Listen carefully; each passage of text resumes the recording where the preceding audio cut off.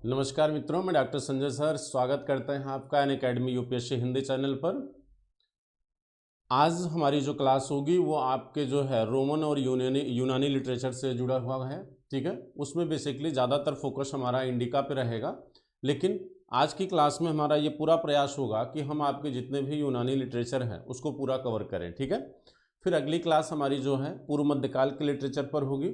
ठीक, आज की क्लास बहुत इंपॉर्टेंट है, यहाँ से क्वेश्चन भी बहुत आते हैं, तो ज़्यादा लेट मत करिए। आप लोग जल्दी से फटाफट जो है आप लोग लाइव हो जाइए, अपने जितने भी आपके फ्रेंड सर्किल में हैं सबको आप लोग जोड़ लीजिए आपस में।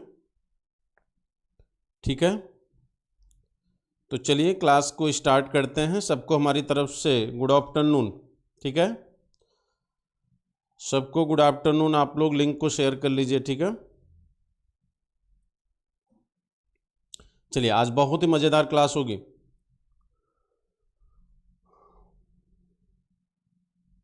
आज की क्लास है यूनानी साहित्य। यूनानी साहित्य। ठीक है, चलिए आज बहुत ही मज़ेदार क्लास होगी। यूनानी साहित्य, आज की क्लास जो है आपके यूनानी साहित्य से जुड़ी हुई है। देखिए, इस क्लास में हमारा पूरा फोकस जो है इंडिका पे होगा, लेकिन इंडिका के साथ साथ हम स्ट्रैबो की, डायोडोरस की, Periplus of the Erythraean, Pliny, Plutarch, Justin, जितने भी आपके यूनानी और रोमन इतिहासकार हैं जिन्होंने अपने लिटरेचर में भारत के विषय में कुछ भी दिखाया है या दर्शाया है, आज हम उनकी पूरी डिटेल से चर्चा करेंगे और क्लास पे पूरा कंटिन्यू आप बने रहिएगा। ठीक है, तो पहले हम एक ग्राफ बना लेते हैं। जैसे आपको ये पता होना चाहिए कि यूनानी लिटरेचर का जो डेवलपमेंट हुआ है वो किस क्रम में है, किस सीक्वेंस में है। ठीक है, तो एक सीक्वेंस का ग्राफ आप बना लीजिए, फिर हम एक एक करके आगे बढ़ते हैं। पहले हम इंडिका पर बात करेंगे, फिर उसके बाद अन्य लिटरेचरों पर बात की जाएगी। ठीक है, तो पहले हम बात करेंगे यूनानी इतिहासकार। तो यूनानी इतिहासकार जितने हैं उसमें सबसे पहला कौन है, उसके बाद कौन है, फिर उसके बाद कौन है, इस तरह से क्रमबद्ध रूप से हम क्या करेंगे, देखेंगे। ठीक है, देखिए सबसे पहला जो यूनानी इतिहासकार है वो है आपका स्काइलैक्स। स्काइलैक्स मित्रों जो है ये आपका पहला यूनानी इतिहासकार है। ठीक है, कहा जाता है जो स्काइलैक्स है ये फारस के राजा डेरियस का सेनापति था। इसको सिंध क्षेत्र की जानकारी के लिए भेजा गया था। ठीक है, तो इसीलिए भारत का विवरण देने वाला ये पहला विदेशी लेखक माना जाता है। भारत का विवरण देने वाला ये पहला विदेशी लेखक माना जाता है, लेकिन ये यूनानी नहीं है मित्रों, ये क्या है, ये फारस का है यानी ईरान का है। तो अभी केवल आप सीक्वेंस जान लीजिए, यानी यूनान और फारस के जो विदेशी लेखक हैं उनका एक सीक्वेंस आपको मैं पहले बता दूं। तो नंबर 1 पे आपका स्काइलैक्स है, नंबर 2 पे आपका हिकाइटियस है। हिकाइटियस इसने भी भारत के विषय में लिखा था। इसने एक किताब लिखी थी भारत की जानकारी को, इनक्वायरीज नामक पुस्तक में संग्रह किया था। यानी भारत के विषय में सारी जानकारी, इंक्वायरीज माने पूछना, इंक्वायरीज नामक अपनी किताब में इसने क्या किया था, संग्रह किया था। कौन? हिकेटियस। हिकेटियस के बाद आता है टीसीएस। हिकेटियस के बाद टीसीएस आता है। ठीक है, ये टीसीएस जो है ये ईरान का वैद्य था, ये चिकित्सक था, ये जानते रहिए, ये ईरान का क्या था, चिकित्सक। ये ईरान का क्या है, चिकित्सक है। कौन? टीसीएस। ठीक है, अब देखिए कहते हैं टीसीएस के बाद जो चौथे क्रम पे आता है वो है हेरोडोटस। हेरोडोटस, ये ध्यान रखिएगा, हेरोडोटस। हेरोडोटस जिसे फादर ऑफ हिस्ट्री कहते हो आप। अब ये देखिए ये चार जो हैं, ये जैसे आप जानते हैं कि सिकंदर का आक्रमण हिंदुस्तान पे कब हुआ, सिकंदर का आक्रमण हिंदुस्तान पे मित्रों हुआ है कब, आपके 326 BC यानी ठीक ईस्वी में। ठीक है, तो ये तीनों जो है ये सिकंदर के पूर्व हैं, इनका जो ड्यूरेशन है वो सिकंदर के क्या है, पहले आता है। ठीक, इनका ड्यूरेशन सिकंदर से क्या है, पहले है। और सिकंदर के साथ कौन कौन आया था, सिकंदर के साथ 3 आए थे, एक एरियन, सिकंदर के साथ 3 है, एरियन है, अनीशोक्रिट्स है,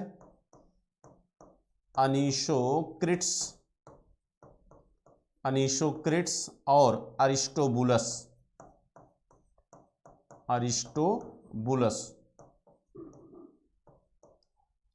अनीशोक्रिट्स और अरिस्टोबुलस, ये 3 जो है सिकंदर के सेनापति थे और उनके साथ आए थे। ये बेसिकली इतिहासकार या कवि नहीं है, ये उसकी सेना के क्या थे, अंग थे। ये 3 जो है सिकंदर के साथ आए थे और इन्होंने भी भारत के विषय में अपनी किताबों में कुछ लिखा है। ठीक है, और ये जो है ये सिकंदर के पूर्व हैं।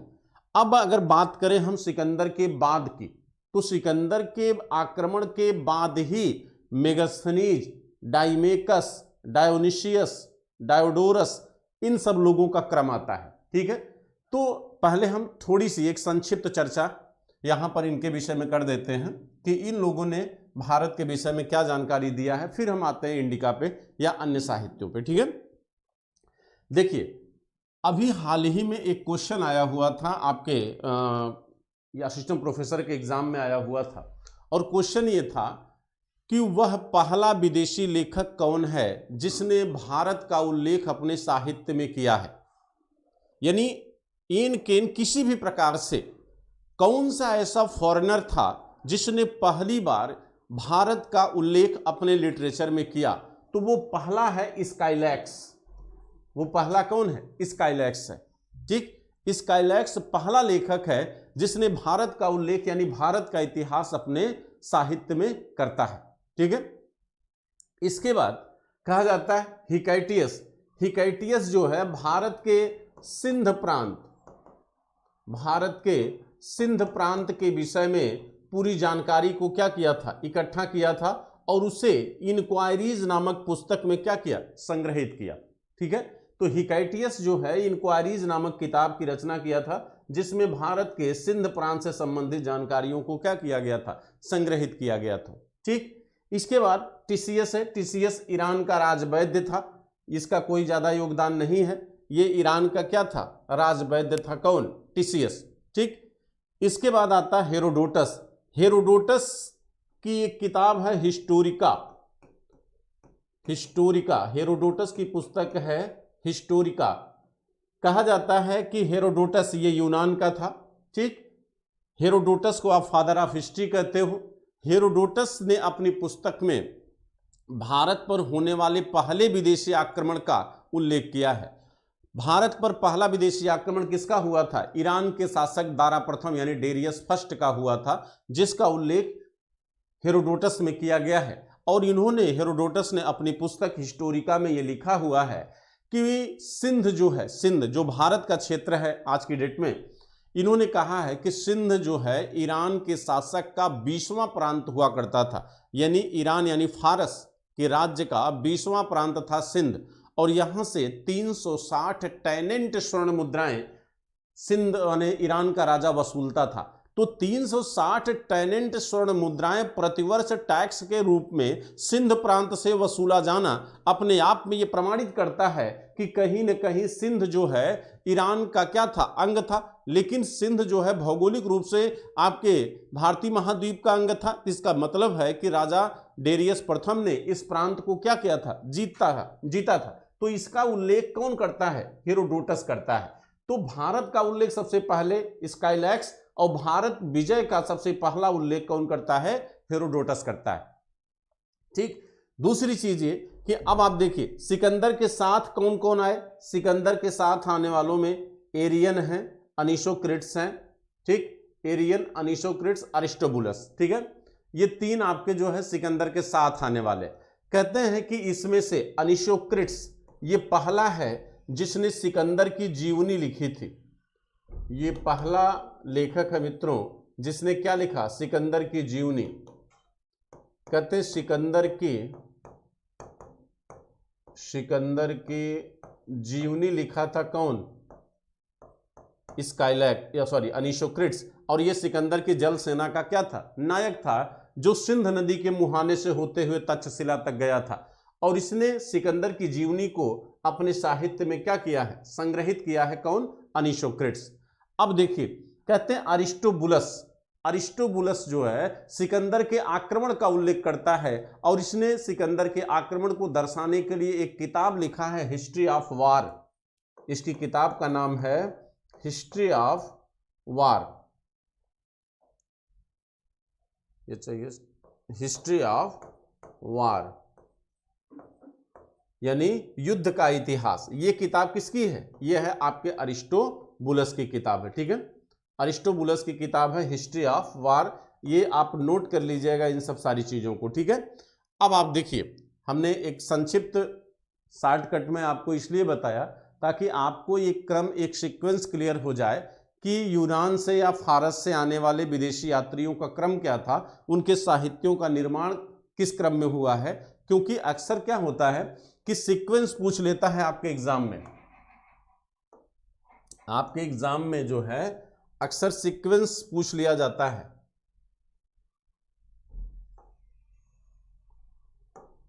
तो इसलिए ये पता होना क्या है? जरूरी है। ठीक है, तो अब हम इसके बाद देखिए, अभी तक आपको हमने बताया कि भाई सिकंदर के साथ किन किन लोगों ने यात्रा किया था। अब हम देखेंगे सिकंदर के बाद किन किन लोगों ने यात्रा किया, क्योंकि सिकंदर के बाद वालों में ही आपका मेगास्थनीज आता है। ठीक है, सबको गुड आफ्टरनून। ठीक है, चलिए सब मस्त रहिए। चलिए देखते हैं। अब देखिए, कहते हैं कि सिकंदर के बाद वालों में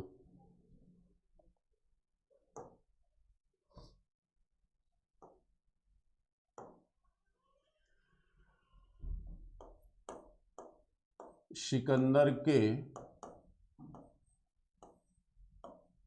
बाद, तो सिकंदर के बाद में आएगा कौन? मेगास्थनीज।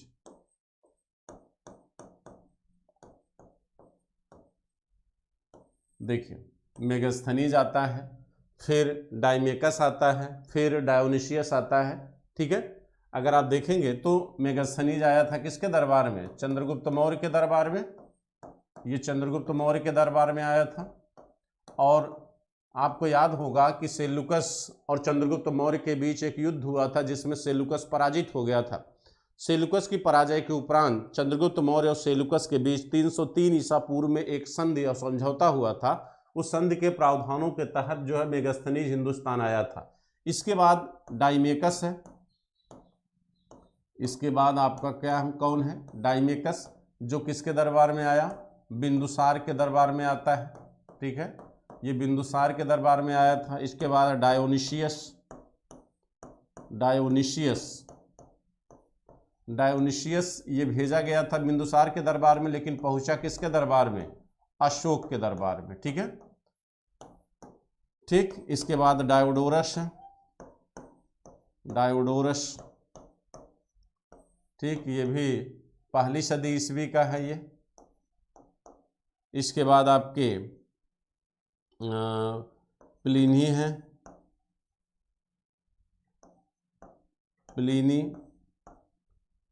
प्लिनी है, स्ट्रैबो,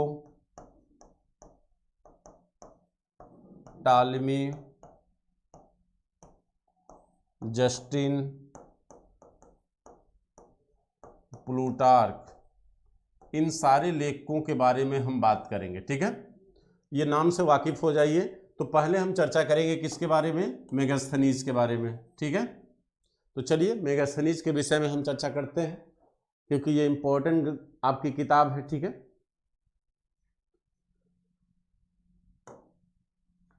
इंडिका। देखिए मित्रों, इंडिका एक ग्रंथ है जिसका लेखक किसे माना जाता है? मेगास्थनीज को माना जाता है। जिसका लेखक किसे माना जाता है? मेगास्थनीज को माना जाता है। ठीक है, इंडिका की जो भाषा है, लैंग्वेज, माना गया है कि ये क्या है? ये ग्रीक भाषा में थी। किस भाषा में? ग्रीक भाषा। और ये आप जानते हैं यूनानी भाषा है। कहते हैं कि मूल इंडिका क्या है, अनुपस्थित है। जो मूल इंडिका है वो अभी तक पाई नहीं गई है, ठीक है। तो मूल इंडिका अनुपलब्ध है। तो अगर मूल इंडिका अनुपलब्ध है तो प्रश्न ये है कि फिर तब हमको पता कैसे चलता है कि इंडिका में ये चीजें कहा, मेगास्थनीज ने फला चीजें कहा, ये हमको जानकारी कैसे प्राप्त होती है। तो मूल इंडिका अनुपस्थित है, मूल इंडिका जो है अनुपस्थित है, ठीक है।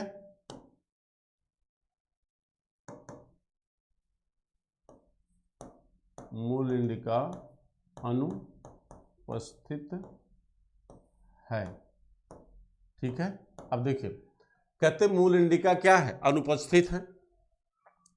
तब प्रश्न ये है कि हमें इंडिका प्राप्त कैसे होती है। तो कहा जाता है कि जब इंडिका का निर्माण मेगास्थनीज द्वारा किया गया था तो उस समय बहुत से ऐसे लेखक थे जिन्होंने मूल इंडिका को आधार बनाकर बहुत सारे ग्रंथों का निर्माण किया था। जैसे इसमें आता है, जैसे स्ट्रैबो हो गया, एरियन हो गया, प्लिनी हो गया। जैसे आपको मैं बताता हूं, जैसे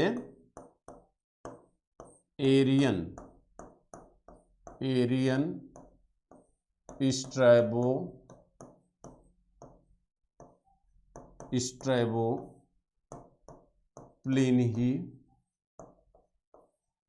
प्लिनी, जस्टिन,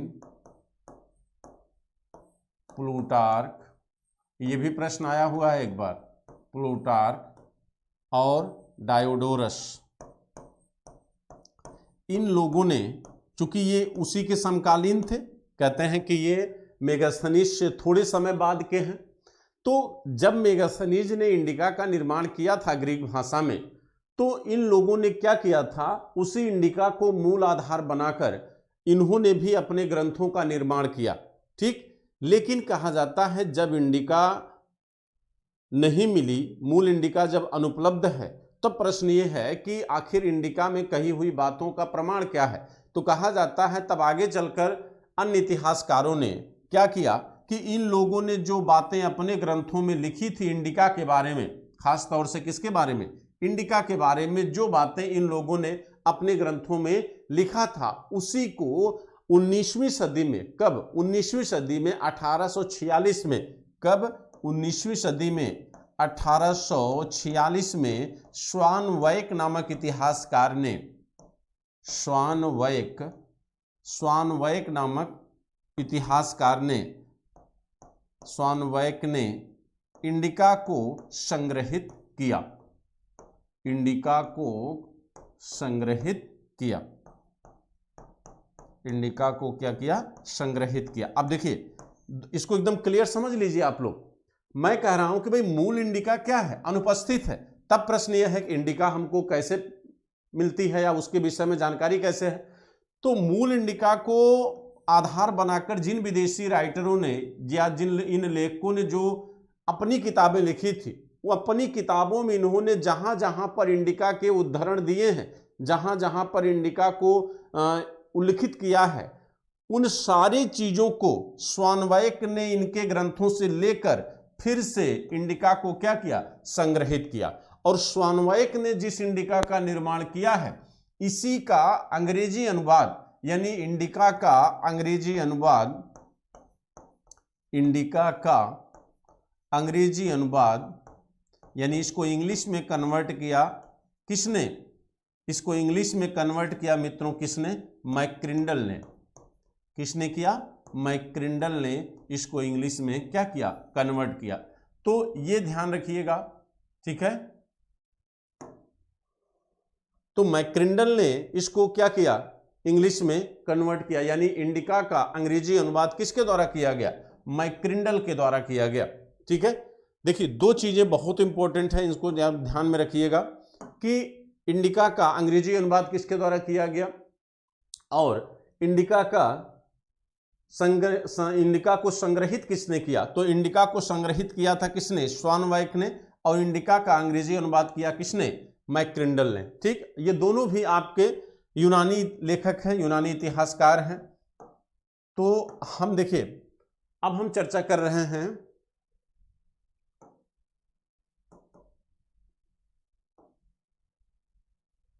ठीक है। तो अभी तक हमने बात किया, अभी हमने इंडिका की भाषा की बात किया, ग्रीक भाषा है, मूल इंडिका अनुपस्थित है, तो इसको लिखा किसके आधार पर गया, स्ट्रैबो, प्लिनी वगैरह के आधार पर इसको लिखा गया। ठीक है। अब देखिए थोड़ा सा हम मेगास्थनीज के बारे में देखते हैं। मेगास्थनीज कौन था? ये सीरिया नरेश, सीरिया के शासक थे सेल्यूकस। ये सीरिया के शासक सेल्यूकस का क्या था? दूत था। किसका दूत है? सेल्यूकस का दूत है। लेकिन अब प्रश्न ये है, देखिए सीरिया सेल्यूकस के अधीन था। चंद्रगुप्त ने जब इसको पराजित किया था तो उस समय सेल्यूकस ही सीरिया का क्या था? छत्रप था। कहते हैं कि आपको याद होगा कि चंद्रगुप्त मौर्य और सेल्यूकस के बीच जब युद्ध हुआ था 305 ईसा पूर्व में, तो 305 ईसा पूर्व में जब युद्ध हुआ तो युद्ध सेल्यूकस पराजित हो जाता है और पराजित होने के बाद दोनों के बीच एक ट्रीटी यानी संधि होती है। ठीक, तो इस संधि को कहते हैं कि ये जो संधि हुई मित्रों, इस संधि में एक उल्लेख आया है, इस संधि में एक उल्लेख आया है और वो ये है कि चंद्रगुप्त मौर्य ने सेल्यूकस के 4 प्रांतों को उपहार स्वरूप प्राप्त किया था। याद करिए, सेल्यूकस के 4 प्रांत किसको मिल गए थे? चंद्रगुप्त मौर्य को मिल गए थे। ठीक, उन 4 प्रांतों में एक प्रांत आपका कंधार था जिसे अराकोशिया कहा जाता है। उन 4 प्रांतों में एक प्रांत कौन था? कंधार। ठीक, कंधार जिसे आप यूनानी भाषा में अराकोशिया कहते हैं, कंधार जब चंद्रगुप्त मौर्य के अधीन आ गया तो यहां का राजा था सिविरटियोस। सिविरटियोस, ये देखिए कहते हैं यहां का राजा था सिविरटियोस। ये कहां का राजा है? कंधार का। ठीक, कंधार को यूनानी भाषा में हम क्या कहते हैं? अराकोशिया कहते हैं। इसे हम अराकोशिया कहते हैं। अब देखिए कहते हैं जब ये कंधार चंद्रगुप्त मौर्य को मिल गया तो इसी कंधार में राजा सिविरटियोस के दरबार में रहा करता था कौन? मेगास्थनीज। और यह जो है कंधार किसके अधीन था? पहले सेल्यूकस के अधीन था। तो यह किसका दूत माना जाएगा? सेल्यूकस का माना जाएगा। लेकिन अगर आपसे यह पूछ ले कि वह उस समय कहां था जब वह चंद्रगुप्त मौर्य के दरबार में आया, तो वह आया कहां से था? तो आया था अराकोशिया। चूंकि ये जब क्षेत्र ही चंद्रगुप्त मौर्य के अधीन आ गया तो यहां के दूत यानी मेगास्थनीज भी किसके अधीन आ गया?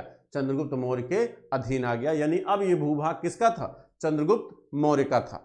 ठीक है, तो मित्रों ये आपके मेगास्थनीज की बात हुई। अब हम देखेंगे कि मेगास्थनीज ने अपने इस साहित्य में मौर्य वंश के विषय में हमें क्या क्या जानकारी देता है। ठीक है, तो बेसिक जो हमारा आज का जो क्लास है वो इसी पे डिपेंड है कि इंडिका में इन्होंने क्या क्या जानकारी हमको प्रदान किया है। ठीक है, तो चलिए देखते हैं कि कौन कौन सी जानकारी हमको इंडिका में प्राप्त होती है।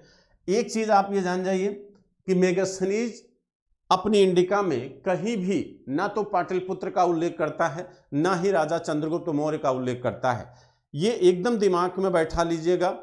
उसी तरह जैसे कौटिल्य ने अपने अर्थशास्त्र में ना तो कहीं चंद्रगुप्त मौर्य का उल्लेख किया है और ना ही जो है उसने कहीं अपने राज्य यानी मगध का उल्लेख किया, उसी तरह मेगास्थनीज भी चंद्रगुप्त मौर्य के दरबार में आया और इसने पूरा समय पाटलिपुत्र नगर में ही बिताया है। ठीक है, तो पाटलिपुत्र नगर में ही केवल पूरा समय बिताया, तो इसका मतलब है कि अपनी इंडिका में इसने जो लिखा है वह अगर जो बातें पाटलिपुत्र के संदर्भ में है वो तो सही होगी, लेकिन मगध के बाहर की जो जानकारी यह दिया है वह कहीं न कहीं आश्चर्यजनक है।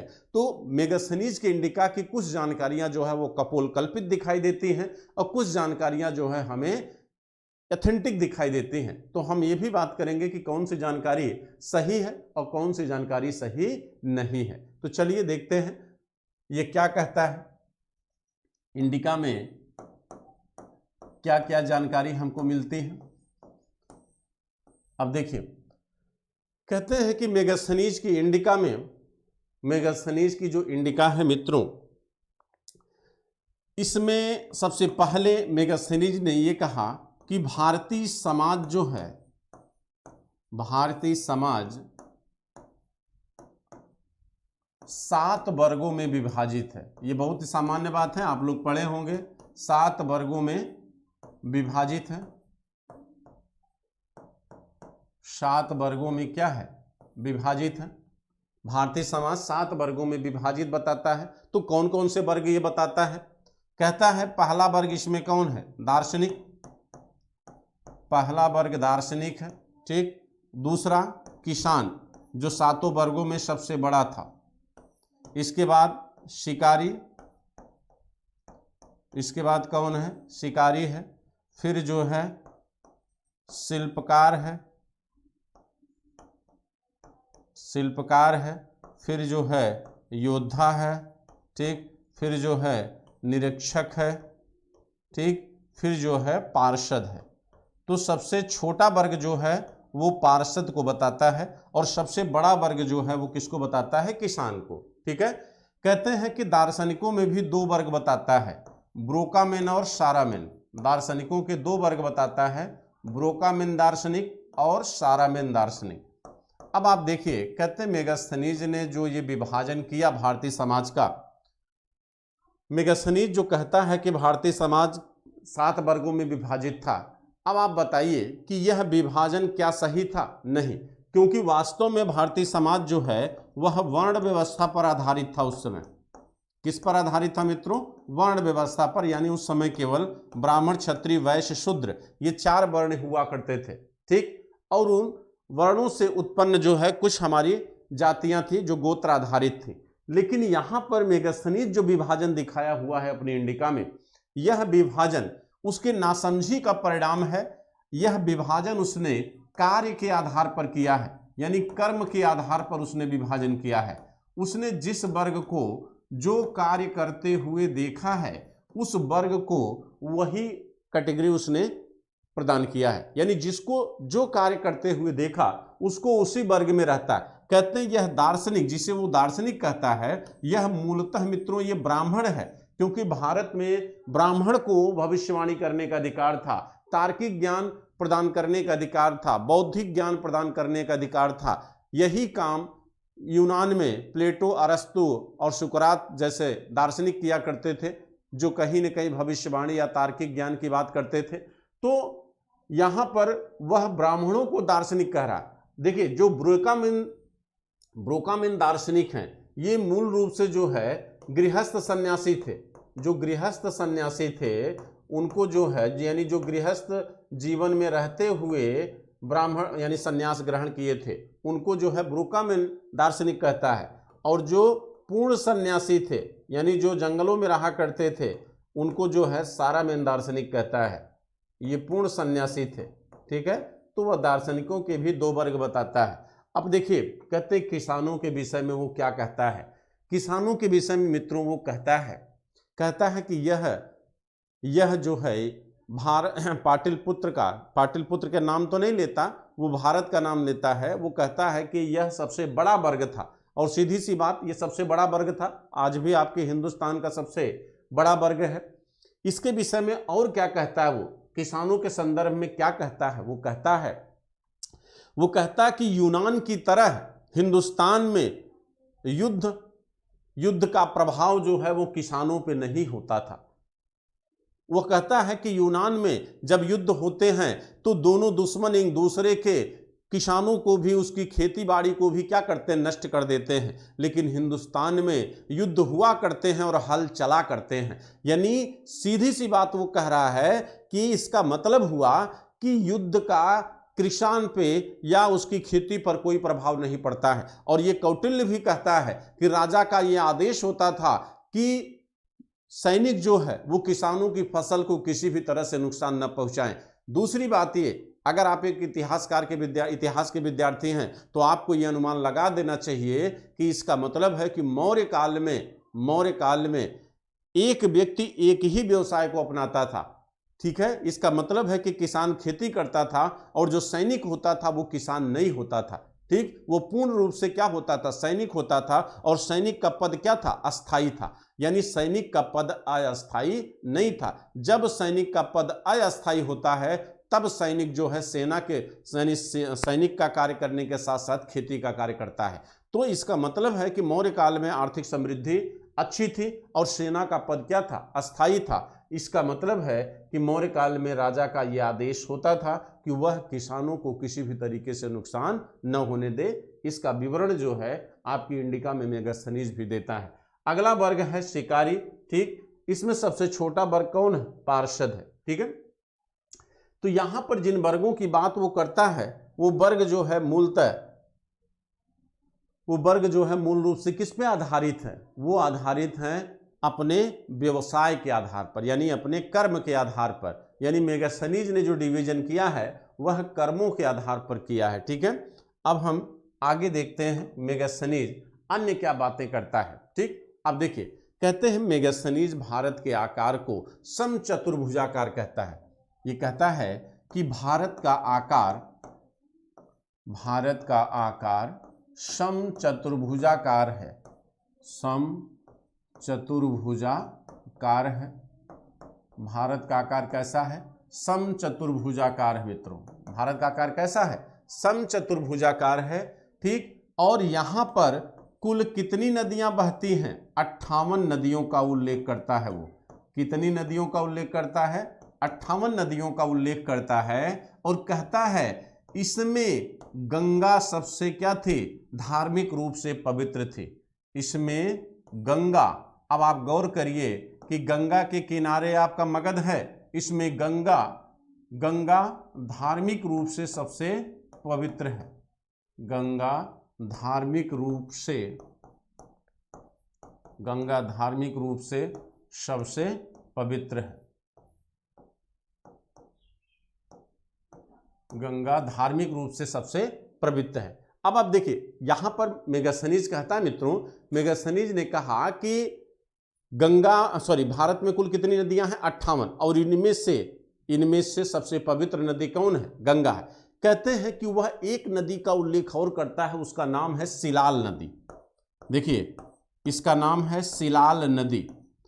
ये सिलाल नदी जो है मूल रूप से मित्रों ये फारस की खोतान नदी है। फारस माने ईरान, फारस में बहने वाली खोतान नदी को ही वह क्या कहता है, सिलाल नदी कहता है। और इस नदी के विषय में वो कहता है मेगास्थनीज, कहता है कि सोलाल नदी जो है, ये सिलाल नदी के बारे में कहता है मेगास्थनीज, कहता है इस नदी को दुनिया का कोई व्यक्ति ना तो पार कर सकता था और न ही इसमें कोई चीज डूबती थी। अब देखिए ये विरोधाभासी कथन है मित्रों, एकदम विरोधाभासी है। ना तो कोई पार कर सकता है, ना तो इसमें कुछ डूबती है। भाई अगर आप पार करना चाहो, डूबोगे नहीं तो पार तो कर ही लोगे। इसका मतलब है कहीं न कहीं है दैवी नदी रही होगी, या कुछ इस तरह से रहस्यात्मक बातें वो कर रहा है। वो कह रहा है कि सिलाल नदी में ना तो कुछ डूबता है, ना ही ना कोई इसे पार कर सकता है। इसका क्या मतलब है, इसका मतलब कि कोई रहस्यात्मक बात आप बताना चाह रहे हो, ठीक है।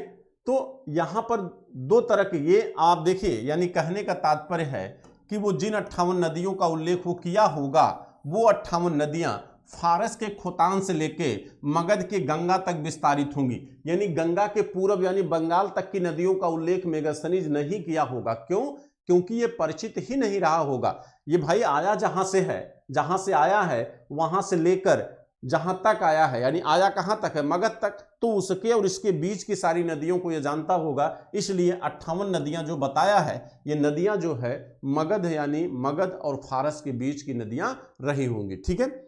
अब देखिए ये भौगोलिक जानकारी है हिंदुस्तान की, ये कहीं न कहीं मेगास्थनीज भारत के विषय में क्या दे रहा है, भौगोलिक जानकारी दे रहा है, ठीक है। ये पाटलिपुत्र के भौगोलिक संरचना का भी उल्लेख करता है और कहता है कि पाटलिपुत्र की जो लंबाई चौड़ाई है, ये पाटलिपुत्र की लंबाई चौड़ाई को, जो पाटलिपुत्र नगर है, इस पाटलिपुत्र को भारत का सबसे बड़ा नगर कहता है। पाटलिपुत्र को क्या कहता है, सबसे बड़ा नगर कहता है।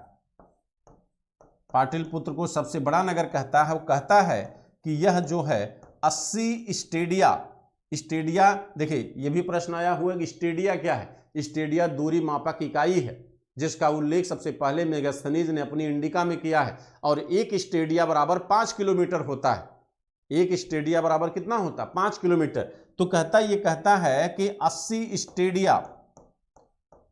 स्टेडिया लंबा और 15 स्टेडिया चौड़ा पाटलिपुत्र है। 15 स्टेडिया चौड़ा पाटलिपुत्र है। यानी ये पाटलिपुत्र की भी भौगोलिक जानकारी हमें प्रदान करता है।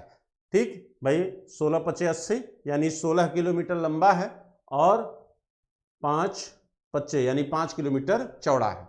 पाटलिपुत्र की भौगोलिक जानकारी हमको जो दिया है इन्होंने, मेगास्थनीज ने, उसमें 16 किलोमीटर लंबा पाटलिपुत्र बताया है और 5 किलोमीटर चौड़ा बताया। अब आप क्षेत्रफल पाटलिपुत्र का निकाल सकते हैं आसानी से। ठीक है, इसके अतिरिक्त अन्य क्या जानकारी देता है? देखिए, कहते हैं कि मेगास्थनीज की जानकारी को अगर आप जैसे मेंस जब पढ़ना रहे तो सारी चीज़ें यही होंगी मेंस में, बशर्ते वहाँ कैटेगराइजेशन करके आपको समझाऊंगा कि कौन सी उसकी सूचनाएं सोसाइटी से जुड़ी हुई हैं, कौन सी उसकी सूचनाएं अर्थव्यवस्था से जुड़ी हुई हैं, कौन सी उसकी सूचनाएं कला से जुड़ी हैं, धर्म से जुड़ी हैं, कौन सी सूचनाएं उसकी जो है आपके भौगोलिक क्षेत्रों से जुड़ी हैं या भौगोलिक जानकारियों से जुड़ी हैं। तो वहाँ डिवीजन करके देखा जाता है। ठीक है, यहाँ चूंकि अभी प्री की क्लासेस है तो यहाँ पर हम बेसिकली आपको फैक्ट ओरिएंटेड चीज़ों पर ज़्यादा फोकस कर रहे हैं। ठीक, चूंकि एग्जाम आपके सामने है। अब देखिए, अन्य किन चीज़ों की जानकारी इंडिका में हमको प्राप्त होती है। तो अन्य जानकारियों के विषय में मेगास्थनीज कहता है वो यहाँ के उत्पादन की प्रक्रिया पर प्रश्न करता है और उत्पादन प्रक्रिया पर बताता है। ये कहता है कि यहाँ भारत में फल एवं अनाज का जो उत्पादन होता वर्ष में 2 बार होता है। फल एवं अनाज का उत्पादन वर्ष में कितनी बार होता है? 2 बार होता है। ठीक है, और ये पहली बार यहीं पर देखिए उत्पादन प्रक्रिया पर प्रश्न कर रहा है। ये कहता है कि हिंदुस्तान में गुड़ जो है गन्ने से बनता है। यहाँ पर ये कहता है कि यहाँ पर शहद से गुड़ का निर्माण नहीं होता है, क्योंकि यूनान में मधुमक्खियों के शहद को मीठे के रूप में उपयोग किया गया है। और आप ये जानते हैं ऋग्वैदिक काल में भी शहद को मीठे के रूप में उपयोग किया गया है। ठीक, लेकिन यहाँ पर वो कहता है कि गुड़ का निर्माण गन्ने से होता है और वह कपास से बने वस्त्रों को देखकर आश्चर्यचकित हो जाता है।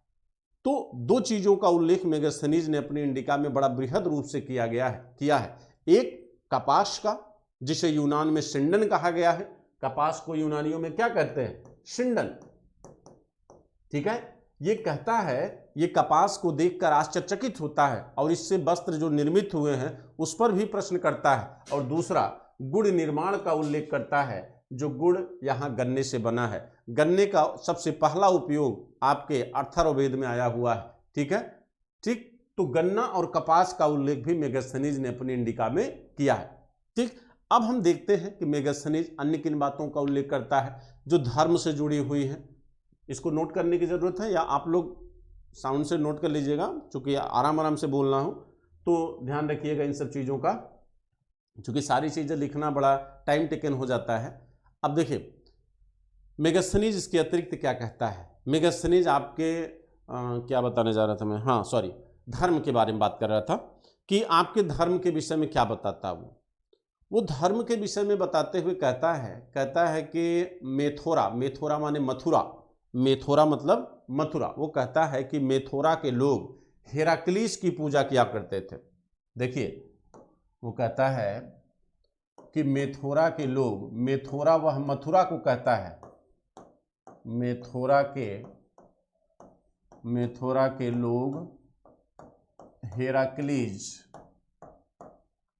हेराक्लीज एवं डायोनिशियस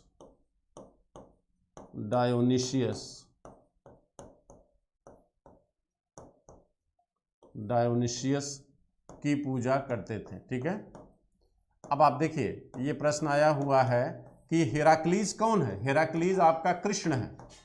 हेराक्लीज कौन है? तो हेराक्लीज कृष्ण है। डायोनिशियस कौन है? तो ये भगवान शिव हैं। ठीक, ये भगवान शिव हैं। ये याद रखिएगा आप लोग कि हेराक्लीस और डायोनिशियस का जो उल्लेख आपके मेगास्थनीज ने किया है, उनका संबंध किन भारतीय देवताओं से है? तो उनका संबंध जो है आपके कृष्ण से और भगवान शिव से है। ठीक है, डायोनिसियस शिव के लिए आया है और कृष्ण जो है आपके हेराक्लीस के लिए आया है। ये अब देखिए, कहते मेगस्थनीज ये भी कहता है कि हिंदुस्तान में कभी अकाल नहीं पड़ा करते। मेगस्थनीज ये कहता है कि हिंदुस्तान में अकाल नहीं पड़ते हैं। अब आप सोचिए कि क्या यह वक्तव्य सच है? क्या हिंदुस्तान में अकाल नहीं पड़ता था? अरे भाई, आप अगर गौर से देखिए तो जिस राजवंश का वो चर्चा कर रहा है अपनी इंडिका में, उसी राजवंश में ही 12 वर्ष का अकाल मगध में पड़ा था। ठीक, जिसकी वजह से चंद्रगुप्त मौर्य को श्रवण बेलगोला नामक पहाड़ी पर जाना पड़ा था। तो मगध में उसी मौर्य वंश में ही 12 वर्षों का काल पड़ा था। और इसका प्रमाण न केवल साहित्यिक स्रोतों से मिलता है, बल्कि स्वयं चंद्रगुप्त मौर्य के 2 अभिलेख हैं, सोहगौरा अभिलेख जो आपके गोरखपुर में है, और एक अभिलेख आपका जो है महास्थान अभिलेख जो आपके बोगरा जिले में है, बंगाल के। ठीक, उन दोनों अभिलेखों से भी इस अकाल की जानकारी हमको प्राप्त होती है। यानी कहने का मतलब है कि मेगस्थनीज जो कहता है कि हिंदुस्तान में अकाल नहीं पड़ते, यह तथ्य उसके लिए क्या है? गलत है। इस चीज को वो समझ नहीं पाया। ठीक, अकाल की संकल्पना को सही तरीके से समझ नहीं पाया होगा, जिसकी वजह से उसने ये कहा कि भारत में अकाल नहीं पड़ते, क्योंकि ये सच है कि उसी समय हिंदुस्तान में यानी मौर्य वंश में ही अकाल पड़ा हुआ था। अब देखिए, इसके अतिरिक्त वो कहता है कि भारत में दास प्रथा नहीं थी। भारत में दास प्रथा नहीं थी। मेगस्थनीज कहता है कि भारत में दास प्रथा नहीं थी। इसका उल्लेख भी वो करता है और ये बात भी सच नहीं है। ये बात भी सच नहीं है। ठीक, अब आप सोचिए कैसे सच नहीं है? इसलिए सच नहीं है क्योंकि भारत में दास प्रथा तो थी। भाई, भारत में दासों का उल्लेख सबसे पहले आपके ऋग्वेद में आया। उसके बाद आप देखिए मनुस्मृति में 7 प्रकार के दासों का उल्लेख है। कौटिल्य के अर्थशास्त्र, भाई जिस काल में आप मेगस्थनीज मौजूद है, उसी राज दरबार में मौजूद कौटिल्य अपने अर्थशास्त्र में दासों के 9 प्रकार बताता है। आपकी नारद स्मृति दासों के 15 प्रकार बताती है। दासों को खरीदने और बेचने का उल्लेख है। दासों के दास मुक्ति का विधान है। फिर प्रश्न ये खड़ा होता है कि आखिर तब ये कैसे कहता है कि हिंदुस्तान में दास प्रथा नहीं थी? ये किस आधार पे कहता है कि यहाँ पर दास प्रथा नहीं थी मेगस्थनीज? तो मित्रों, ये इसलिए कहता है ऐसा क्योंकि यह भारत की सामाजिक परिस्थितियों को समझ नहीं सका। यानी भारत में जो दासता थी वह यूनान की दासता से बहुत बेहतर थी।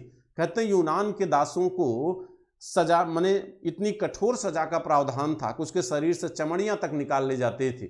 बेगारी का काम कराया जाता था यूनान में दासों को। उन्हें कठोर दंड दिए जाते थे गलतियों पर। लेकिन भारत में जिस काल में वो आया है, वह काल दासों के लिए स्वर्णिम युग जैसा है। कहा जाता है कि हिंदुस्तान में मौर्य काल पहला काल है जिसने दासों को अर्थव्यवस्था से जोड़ा, जिसने दासों को भी उनके अच्छे कार्यों के लिए उनको पुरस्कृत किया, उनको पारितोषिक दिया। तो ऐसी व्यवस्था में वह दासों को जब भी देखेगा यूनान के दासों से तुलना करके देखेगा, क्योंकि इतिहास हमेशा सापेक्षता में पढ़ा जाता है। वह हिंदुस्तान के दास को समझने के लिए यूनान के दासों से तुलना करेगा, और जब यूनान के दासों से तुलना करेगा तो हिंदुस्तान का दास उसे दास दिखाई नहीं देगा, क्योंकि यह तो काम कर रहा है, यह अर्थव्यवस्था का अंग है, यह अच्छे कामों के लिए पारितोषिक अर्जित कर रहा है। तो इसलिए मेगस्थनीज को हिंदुस्तान का दास दास नहीं लगेगा।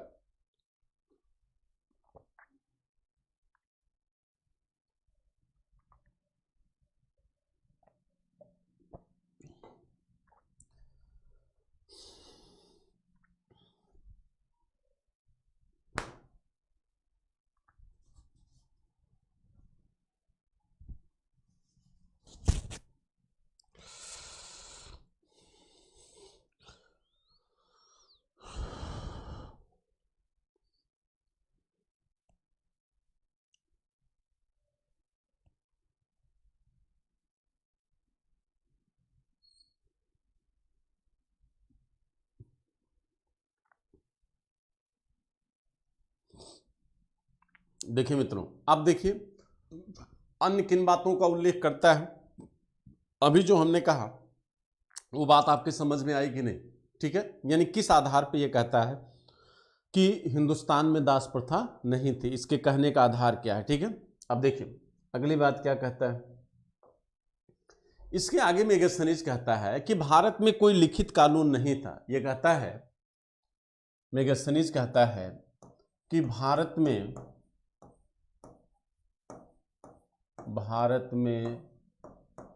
लिखित कानून नहीं था।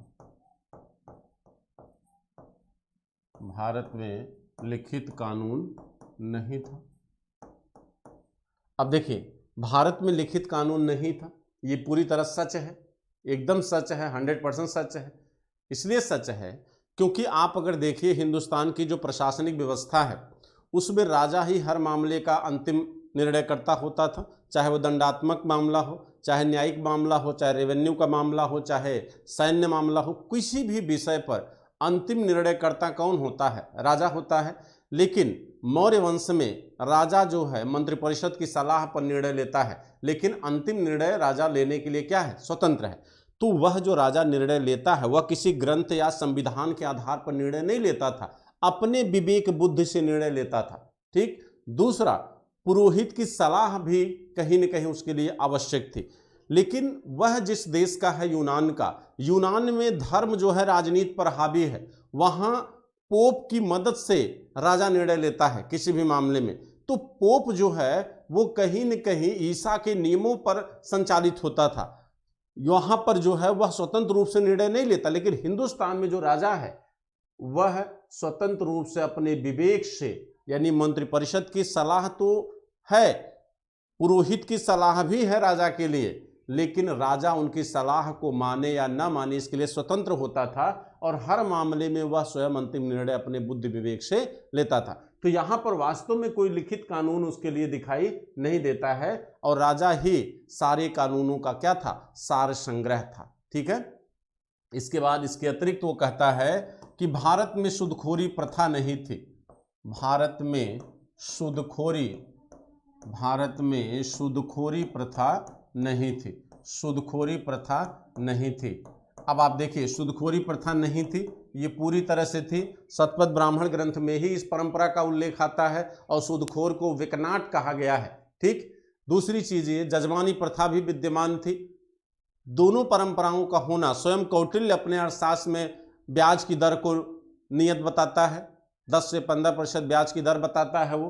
तो ऐसा नहीं था कि भारत में सूदखोरी प्रथा नहीं थी। यहां भी मेगास्थनीज समझने में फेल कर गया, यानी समझ नहीं सका भारतीय समाज को। ठीक। तो मेगास्थनीज इसके अतिरिक्त भी कुछ जानकारियां हमको देता है अपनी इंडिका में। दूसरी जानकारी वो क्या देता है? वो कहता है कि कांची जबकि तमिलनाडु में है, दक्षिण में, कहता है कि कांची में पांड्य राज्य है। कांची में पांड्य राज्य का उल्लेख करता है और कहता है कि यहां पर पांडिया नामक महिला शासन करती है और उस पांडिया को हेराक्लीज नाम देता है। अब देखिए, हेराक्लीज क्यों कहा? क्योंकि वो यूनानी भाषा से प्रभावित है। कहता है कि पांडिया जो पांड्य राज्य है, पांड्य राज्य को 354 गांवों का समूह बताता है। 354 गांवों का समूह बताता है वो किसको? पांड्य राज्य को 354 गांव का समूह बताता है और यहाँ की शासिका को महिला शासिका बताता है। ध्यान रखिए, प्रश्न आ सकता है। यहाँ की शासिका को महिला शासिका बताता है और कहता है कि यहाँ की शासिका कौन थी? पांड्या थी। यहाँ की शासिका कौन थी? पांड्या। और इसी के राज्य क्षेत्र में कांची एक स्थान है, कांची का उल्लेख करता है और कांची का उल्लेख इस सेंस में करता है, कहता है कि यहाँ चींटियां सोना निकाला करती थी। यहाँ चींटियां सोना निकाला करती थी। अब देखिए, ये कपूल कल्पना लग रही है कि कांची में चींटियां सोना निकाला करती थी, ये कल्पना लग रही है। ठीक। क्योंकि यहाँ पर जो है मेगास्थनीज आया नहीं है, तो इसका मतलब है कि कांची या पांड्य राज्य का जो उल्लेख मेगास्थनीज ने किया है वह कहीं न कहीं द्वितीयक स्रोतों पर आधारित होगा, यानी किसी अन्य साहित्य के आधार पर उसने इस तथ्य को अपने ग्रंथ में शामिल किया और वह तथ्य या साहित्य भारत का साहित्य रहा होगा। तो भारत के साहित्य चूंकि ऐतिहासिक साहित्य नहीं थे, बढ़ा चढ़ाकर भारतीय साहित्य में बातें की जाती थी, इसलिए कहीं न कहीं हो सकता है वह उसका शिकार हो गया और इस तरह की बातें उसने अपनी इंडिका में किया है। ठीक है। तो अभी तक जितनी भी बातें हमने किया मित्रों, वो सारी बातें मेगास्थनीज के इंडिका को लेकर थी। ठीक है। अब हम इसके अतिरिक्त भी कुछ ग्रंथ हैं, कुछ इंपॉर्टेंट ग्रंथ हैं जिनके विषय में आपको बताना चाहेंगे, और आप कॉपी और कलम उठा लीजिए और उनको नोट करते चलिए, ठीक है। वो बहुत ही इंपॉर्टेंट तथ्य है, ठीक है, जो आपके लिए बेहद जरूरी है, ठीक है। तो आप लोग उसको नोट करना शुरू कर दीजिए।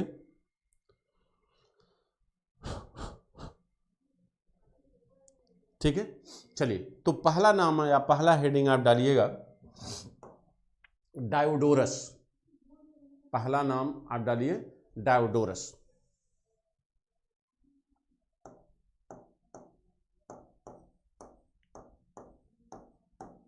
देखिए, ये डायोडोरस एक विदेशी यात्री है मित्रों।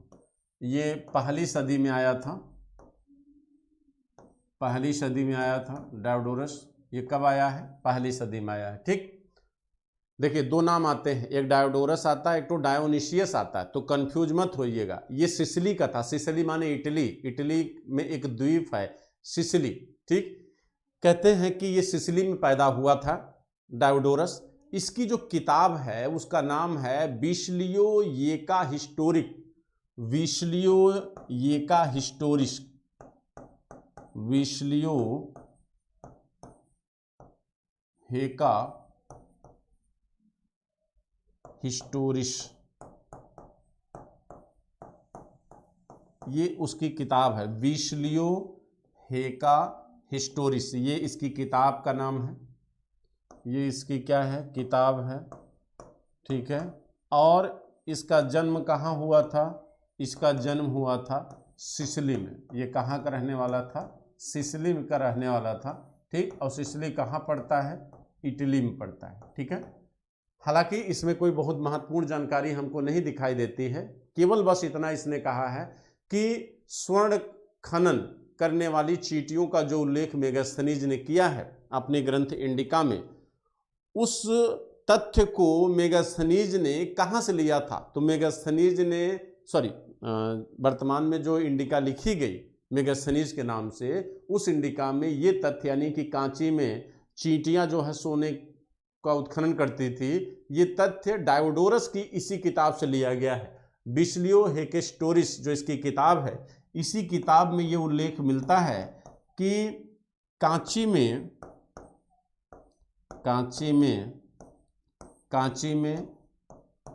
स्वर्ण का उत्खनन चींटियों द्वारा किया गया है। ये जो तथ्य है ये डायोडोरस की किताब से स्वानवैक ने लिया था, क्योंकि स्वानवैक ने ही आपकी इंडिका का क्या किया है? संग्रह किया है। तो स्वानवैक ने जब इंडिका का संग्रह किया तो मेगास्थनीज में कही गई उसी बात को उन्होंने कहां से लिया है? डायोडोरस की इस किताब से लिया है, ठीक है। इसके बाद आते हैं हम स्ट्रैबो पर। स्ट्रैबो के विषय में जानकारी देखिए। स्ट्रैबो, देखिए, ये महत्वपूर्ण लेखक माना जाता है स्ट्रैबो। कहते हैं कि ये 64 BC इनका ड्यूरेशन मानिए। इनका जन्म कहाँ हुआ था? ईरान के अमाशिया गांव में इनका जन्म हुआ था। किसका? स्ट्रैबो का। और ईरान का ये एक महान भूगोलवेत्ता और इतिहासकार दोनों था। कहा जाता है कि इसका जो ग्रंथ है, देखिए, इनके अगर 65 हम एग्जैक्ट 65 ईस्वी मान लें, 65 BC इनका ड्यूरेशन माना जाए। इनका जो जन्म है, जन्म इनका जो है वो कहाँ हुआ है? ईरान, ठीक। ईरान के कहाँ पर? अमाशिया में। ईरान के अमाशिया में इनका जन्म हुआ है, ठीक है। कहते हैं इसकी पुस्तक का नाम क्या है? इसकी पुस्तक है जियोग्राफी। इसने कौन सी किताब लिखी है? जियोग्राफी नामक किताब लिखी है, ठीक है। यह मूल रूप से भूगोलवेत्ता भी है, भूगोलवेत्ता भी था। भूगोलवेत्ता के साथ साथ यह इतिहासकार भी है, यह इतिहासकार भी है, ठीक। और इसके साथ साथ कहते हैं कि ये स्ट्रैबो ने ही 303 ईस्वी में, 303 ईसा पूर्व में सेल्युकस और चंद्रगुप्त मौर्य के बीच जो संधि हुई थी उस संधि का उल्लेख स्ट्रैबो ने किया है। ठीक है, स्ट्रैबो उस संधि का उल्लेख करता है जो आपके किसके किसके बीच हुई थी, चंद्रगुप्त मौर्य और सेल्युकस के बीच हुई। कहते हैं स्ट्रैबो जो है मेगास्थनीज और डाइमेकस की बहुत सारी बातों की कटु आलोचना करता है। ये कहता है कि इन लोगों ने बहुत सारे झूठ तथ्यों को अपने साहित्य में जगह दिया। डाइमेकस और मेगास्थनीज की ये घोर निंदा करता है, उनके झूठ की निंदा करता है, लेकिन आगे ये भी कहता है कि एरियन की बातों का समर्थन करता है। कौन? स्ट्रैबो ये एरियन को एक सच्चा लेखक मानता है, लेकिन डाइमेकस और मेगास्थनीज को झूठा कहता है। अब देखिए, कहते हैं जो किताब इसने लिखी है जियोग्राफी, इसी जियोग्राफी के 15वें अध्याय में, इसी जियोग्राफी के 15वें अध्याय में भारत का उल्लेख हुआ है। भारत के बारे में जो इसने लिखा है 15वें अध्याय में, वह भारत के विषय में उल्लेख करता है स्ट्रैबो। तो यहाँ पर आप लोग नोट करते चलिएगा। स्ट्रैबो की किताब का नाम, ये ईरान के अमाशिया में पैदा हुआ था, इसकी पुस्तक है जियोग्राफी। ये भूगोलवेत्ता और इतिहासकार भी था, और भारत का उल्लेख इसने अपनी इस किताब के 15वें चैप्टर या 15वें अध्याय में इसने किया है। ठीक है, ठीक। अब देखिए, कहते हैं कि जैसे एक बार क्रम पूछ लेता है स्ट्रैबो, प्लिनी और टालमी का। ठीक है, तो ये ध्यान रखिएगा, सबसे पहले आपका स्ट्रैबो आता है, फिर प्लिनी आता है, फिर टालमी आता है। ये क्रम बहुत पूछा जाता है। तो स्ट्रैबो, प्लिनी और टालमी, ये क्रम आप याद रखिएगा। ये परीक्षा में बीसीएस खास तौर से आपके यूपी कमीशन में इस तरह से प्रश्न आता है। ठीक है, इनके सीक्वेंस को पूछता है कि इनका क्रम निर्धारित करिए, असेंडिंग और डिसेंडिंग ऑर्डर को तय करिए। अब हम बात करेंगे प्लिनी की। प्लिनी का पूरा नाम है प्लिनी एल्डर।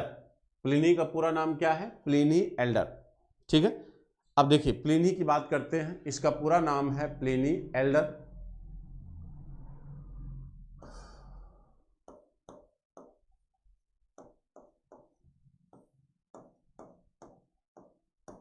देखिए प्लिनी एल्डर, इसकी किताब, कौन सी पुस्तक इसने लिखी थी?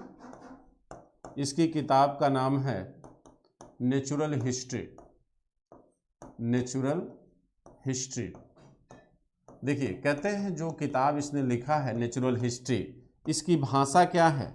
ये प्रश्न आया हुआ है मित्रों, ध्यान रखिएगा। भाषा इसकी है लैटिन भाषा है। कौन सी भाषा है? लैटिन भाषा है। नेचुरल हिस्ट्री जो इन्होंने लिखा हुआ है उसकी भाषा क्या है? लैटिन भाषा में लिखा गया है। और इसका अंग्रेजी अनुवाद नेचुरल हिस्ट्री का अंग्रेजी अनुवाद किसने किया है? अंग्रेजी अनुवाद इसका मैक्रिंडल ने किया है। इसका अंग्रेजी अनुवाद किसके द्वारा किया गया है? मैक्रिंडल के द्वारा किया गया है। इसका अंग्रेजी अनुवाद मैक्रिंडल के द्वारा किया गया है। आपको याद आ रहा है, ये वही मैक्रिंडल है जिसने इंडिका का भी अंग्रेजी अनुवाद किया था। ठीक है, इसने क्या किया है? इंडिया का भी अंग्रेजी अनुवाद किया था। अब देखिए, कहते हैं कि जो प्लिनी है, ये वही प्लिनी है मित्रों जो भारत और रोम के व्यापारिक संबंधों का बड़ा विस्तार से उल्लेख करता है। यह भारत और रोम के व्यापारिक संबंधों का उल्लेख करते हुए कहता है कि रोम के पतन का उत्तरदायी भारत से व्यापारिक संबंध है। यह रोम के विलासितापूर्ण जीवन को रोम के पतन का उत्तरदायी बताता है, और कहता है कि रोम की महिलाएं रुमाल भी भारत के बंग से प्राप्त मलमल का उपयोग करते थे। कहा जाता है कि जो रोम का समाज था वो पूरा एकदम लग्जरियस लाइफ था, एक विलासितापूर्ण जीवन जीते थे। जैसे आज हम विलासितापूर्ण जीवन की तरफ बढ़ रहे हैं, उसी तरह रोम का समाज पूरी तरह लग्जरियस हो चुका था, विलासितापूर्ण हो चुका था, जिसकी वजह से वो रोम जो है आर्थिक रूप से कमजोर होने के बावजूद भी भारत से बहुमूल्य वस्तुओं का आयात करता था। जैसे भारत में बंग का मलमल बड़ा फेमस था, ठीक, बंग का मलमल, उसका आयात किया जाता था, और भारत जो व्यापारिक लाभ था वो भारत की तरफ झुका हुआ था। तो इस रोम के पतन का उत्तरदायी वो भारत से व्यापारिक संबंध को मानते हुए उल्लेख करता है। एक तो ये, दूसरा कहते हैं प्लिनी ने भारत के बहुमूल्य पत्थरों और रत्नों का उल्लेख किया है। कहता है कि भारत एक ऐसा देश है जहां पर बहुमूल्य पत्थर और रत्नों का उत्पादन होता है। ये कहता है कि भारत में बहुमूल्य पत्थरों एवं रत्नों का उल्लेख होता है, रत्नों का उत्पादन होता है। भारत में बहुमूल्य रत्नों एवं पत्थरों का उत्पादन होता है। और इसके साथ साथ एक पॉइंट और नोट कर लीजिए आप, भारत एवं रोम के व्यापारिक संबंध का उल्लेख। भारत एवं रोम के व्यापारिक संबंध का उल्लेख।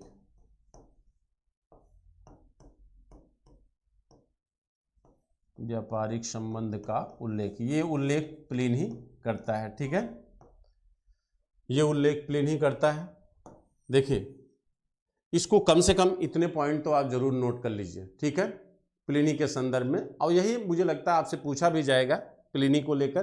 प्लिनी की किताब का नाम बहुत पूछा गया। हाँ, एक चीज और बता दें आपको, कहते प्लिनी का मूल नाम था गेयस प्लिनियस सेकंडस। ग्लेयस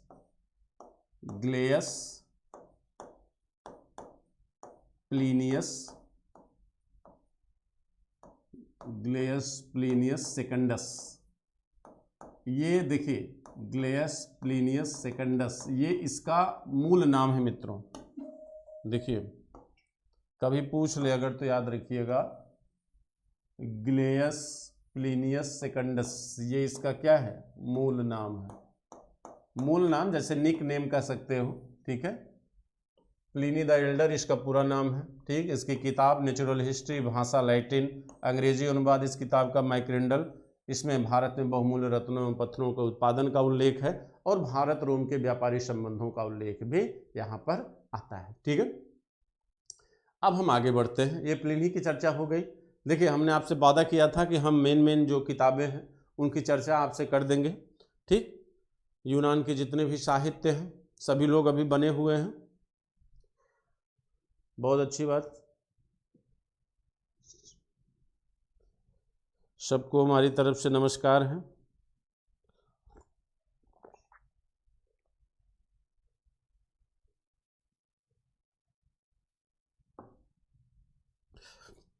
मोनू मंसूरी जी, क्या क्लियर नहीं दिख रहा? राइटिंग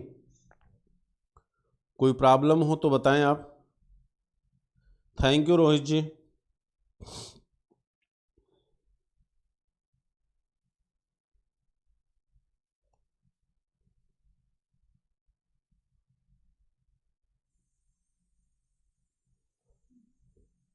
ठीक,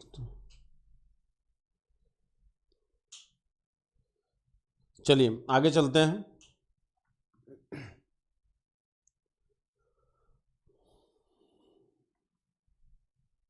अब हम बात करेंगे, एक किताब है जो है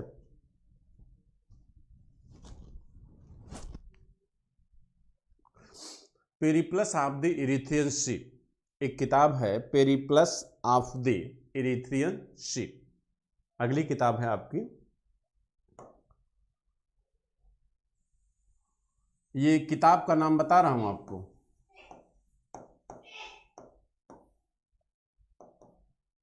किताब है Periplus of the Erythraean sea. Periplus of the Erythraean sea. देखो, ये बहुत ही महत्वपूर्ण किताब है। इस किताब को एक अन्य नाम से जाना जाता है, समुद्री व्यापार की गाइड कहा जाता है। इसे क्या कहते हैं? समुद्री व्यापार की गाइड। देखिए मित्रों, इसे कहा जाता है समुद्री व्यापार की गाइड। अब इसके नाम से ही ये लग रहा है कि इसमें कहीं न कहीं व्यापारिक संबंधों और भौगोलिक क्षेत्रों का ही क्या होगा, उल्लेख होगा। यानी इसमें व्यापार का और भौगोलिक खोजों का इसमें क्या किया गया होगा, उल्लेख किया गया होगा।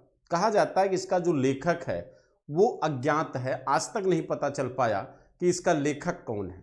ठीक है, लेकिन इसका अंग्रेजी अनुवाद मित्रों विल्फ्रेड हार्वे स्काफ के द्वारा किया गया है। विल्फ्रेड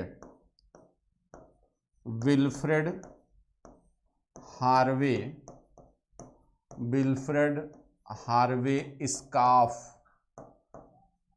ने इसका अंग्रेजी अनुवाद किया है।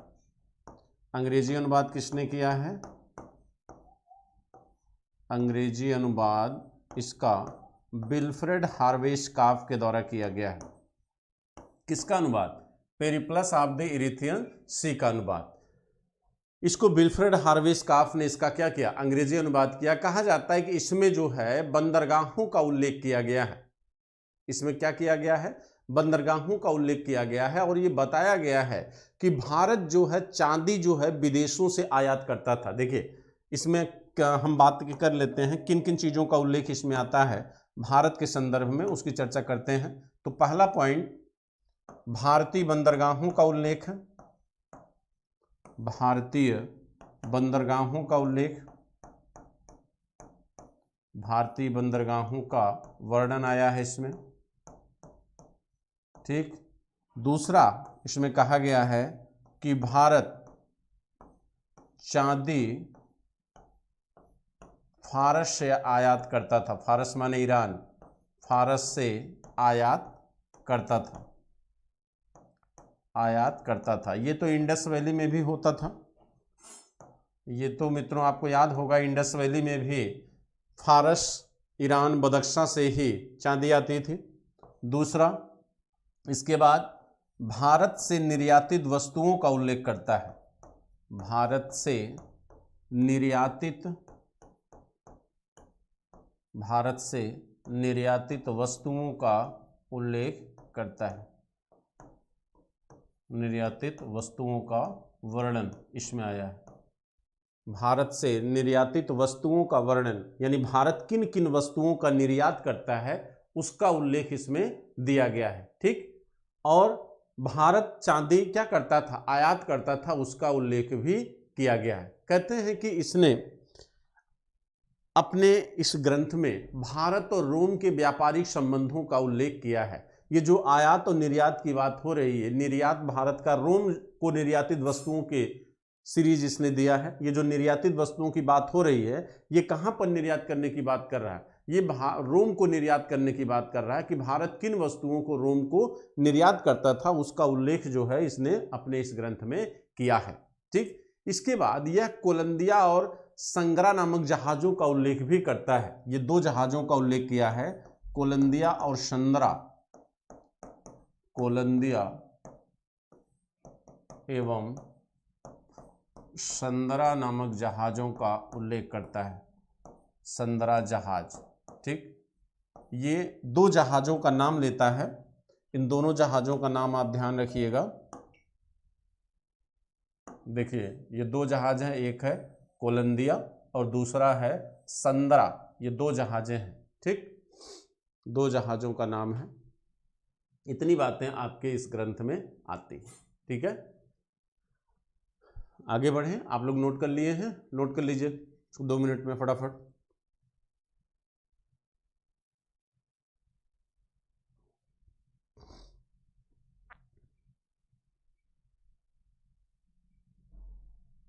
देखिए अब आप आगे चलिए। एरियन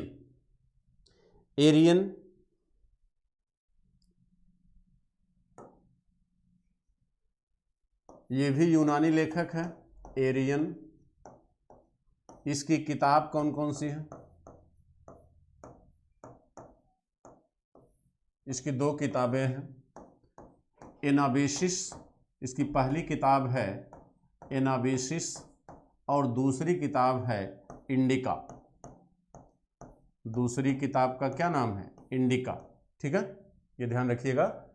एरियन की भी 2 किताबें हैं, उसमें से एक क्या है? इंडिका। और इस इंडिका को आधार बनाया गया है मेगास्थनीज की इंडिका को संग्रहित करने के लिए। सॉनवाइक ने इस इंडिका को आधार बनाया था। ठीक। कहते हैं एरियन जो है, एरियन एक इतिहासकार भी है। ये एक इतिहासकार भी है, यह एक भूगोलवेत्ता भी है। भूगोलवेत्ता भी था और इसके साथ साथ यह दार्शनिक भी था। यह एक दार्शनिक भी था और इसने अपने इस ग्रंथ में मौर्य वंश के विषय में जानकारी दिया है। ये वही एरियन है जो कहता है कि यहाँ के लोग सफ़ेद चमड़े के जूते पहनते थे।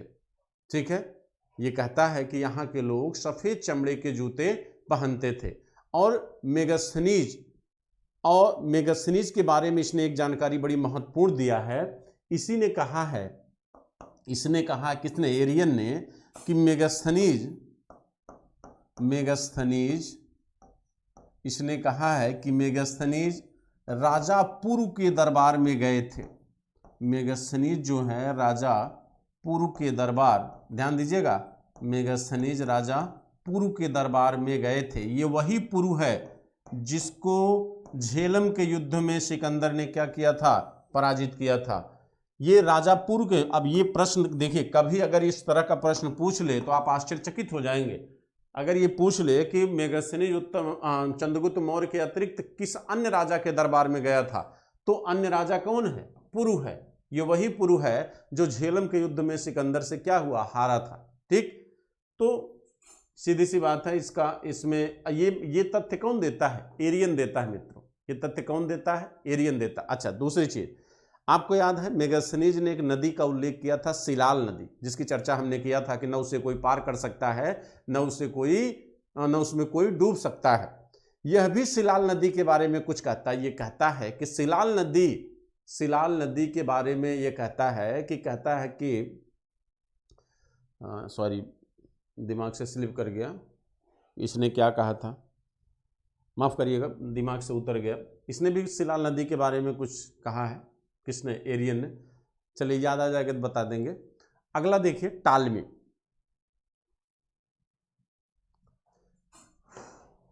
टालमी क्या कहता है, टालमी के ग्रंथ का नाम क्या है, भूगोल। अच्छा, एक चीज आप लोग ध्यान से सुन लीजिए पहले। अगर आपसे पूछे कि भूगोल का लेखन किसने किया है, ठीक है, और मान लो विकल्प में स्ट्रैबो भी हो, क्योंकि उसके भी किताब का नाम भूगोल भी था, अन्य लोग भी हो, ऐसी कंडीशन में आप जो है आंसर मारोगे किसको, टालमी को। ठीक है, ये 2वीं शताब्दी ईस्वी का है टालमी, और भूगोल का मुख्य लेखक यही माना जाता है। ठीक है, और टालमी ही पहला व्यक्ति था जिसने भारतीय उपमहाद्वीप का मानचित्र तैयार किया था। ठीक है, जिसमें भारत की नदियों और पर्वतों का वर्णन किया गया था। ये पहला व्यक्ति है, यह पहला व्यक्ति है ये पहला व्यक्ति है जिसने भारतीय उपमहाद्वीप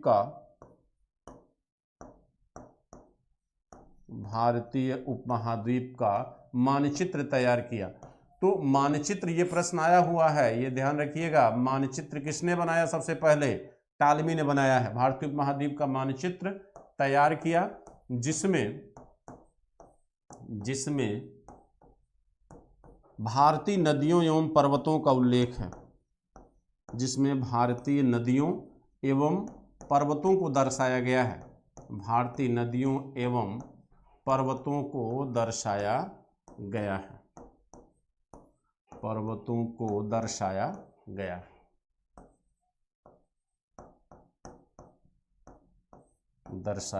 गया है। ठीक है, ये ध्यान रखिएगा कि भारत का या भारतीय उपमहाद्वीप का मानचित्र सबसे पहले किसने तैयार किया था, तो तैयार किया था किसने, टालमी ने।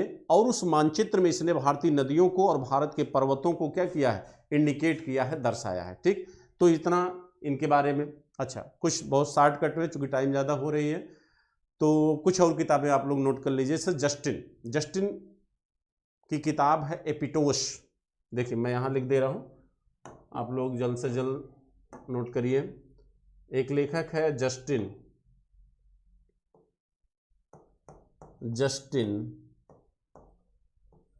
इसकी किताब का नाम है एपिटोस। हम इसके बारे में ऐसे मौखिक बता दे रहे हैं। इनकी किताब का नाम है एपिटोस। जस्टिन क्या कहता है? ये पहली बात तो मौर्य वंश के बारे में ही जानकारी देता है। ये वही जस्टिन है जो ये कहता है कि चंद्रगुप्त मौर्य के राज्य को डाकुओं का राज्य कहता है। क्या कहता है? चंद्रगुप्त मौर्य के राज्य को डाकुओं का राज्य कहता है। अब कहता है कि यहां चंद्रगुप्त मौर्य के नेतृत्व में लोगों ने दास्ता का जुआ उतार फेंका। कहता है कि चंद्रगुप्त मौर्य के नेतृत्व में लोगों ने दास्ता का जुआ उतार फेंका। इसका मतलब है कि वह भूभाग जो उत्तर पश्चिम का था, जिस पर यूनानियों ने कब्जा कर रखा था सिकंदर के समय, वह चंद्रगुप्त मौर्य ने ही यूनानियों से जीता था। यानी हिंदुस्तान को दास्ता से मुक्त कराने का श्रेय जस्टिन किसको देता है? चंद्रगुप्त मौर्य को देता है। इसीलिए चंद्रगुप्त मौर्य को लिबरेटर ऑफ इंडिया कहा जाता है, भारत का मुक्तिदाता कहा जाता है, क्योंकि चंद्रगुप्त मौर्य ने ही सबसे पहले इस विदेशी क्षेत्र को क्या किया था? पुनः प्राप्त किया था। ठीक है, तो ये एक किताब है जस्टिन की, जिसका नाम है एपिटोस। ठीक है, इस किताब में कही गई बातों का उल्लेख हमने कर दिया है। अब हम क्लास समापन की तरफ चल रहे हैं और अगली किताब है आपके प्लूटार्क की। प्लूटार्क भी मौर्य वंश का ही है। प्लूटार्क, ये वही प्लूटार्क है जो कहता है कि चंद्रगुप्त मौर्य ने एक विशाल सेना, 6 लाख की सेना का क्या किया था? गठन किया था। इसकी 3 किताबें हैं। कहते हैं पैरेलल लाइन, इसकी एक किताब है, ठीक, और life of Alexander the great, 2 किताबें हैं इसकी। देखिए इसकी 2 किताबें हैं। पहला है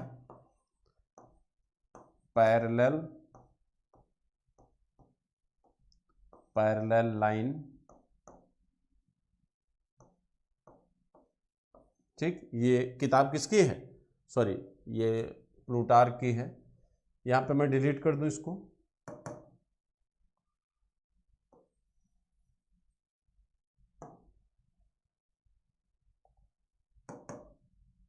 ये किताब है आपके प्लूटार्क की।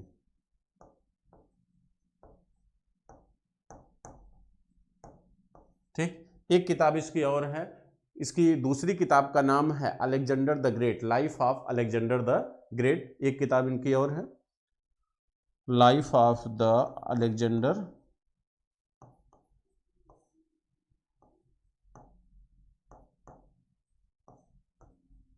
Alexander the great.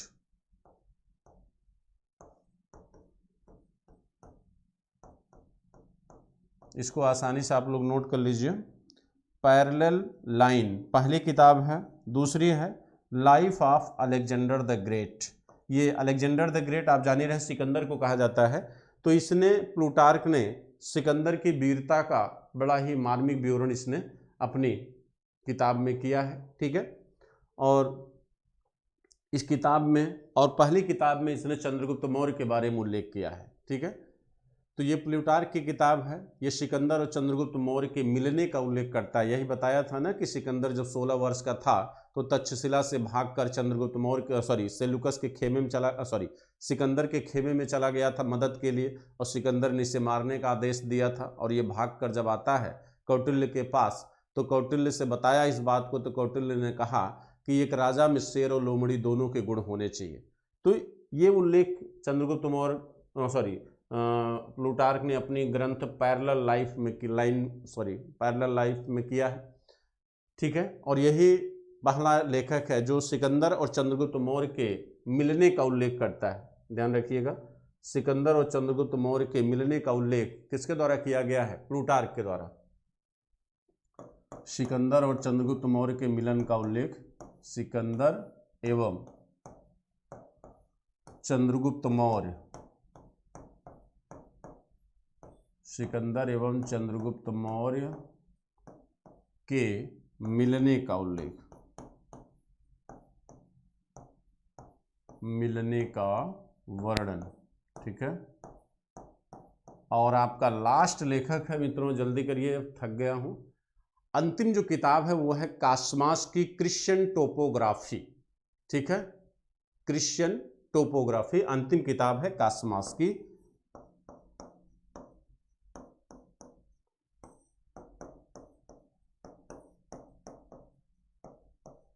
Christian topography, ये कास्मास की किताब है और ये काफी बाद की है बेटा। ठीक है, ये काफ़ी बाद की किताब है। ठीक, अब आप इसको नोट कर लीजिए, आपकी क्लास जो है समाप्त हो रही है। इसी किताब में आपके क्रिश्चियन टोपोग्राफी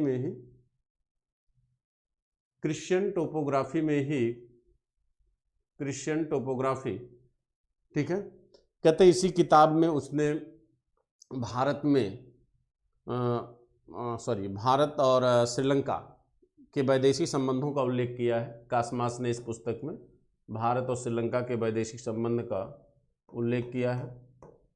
भारत श्रीलंका के संबंध का उल्लेख, भारत श्रीलंका के संबंध का उल्लेख।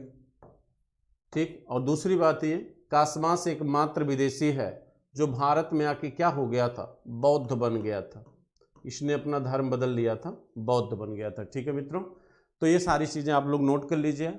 और बहुत लंबी क्लास हो गई आज की थोड़ा सा, और आप लोग अभी तक लगातार कंटिन्यू बने हैं, हम इसके लिए आप लोगों का धन्यवाद करते हैं। टालमी कराया तो आप कहाँ थे सचिन जी, सचिन चौरसिया जी, टालमी मैंने करा दिया। ठीक है, टालमी हो चुका है।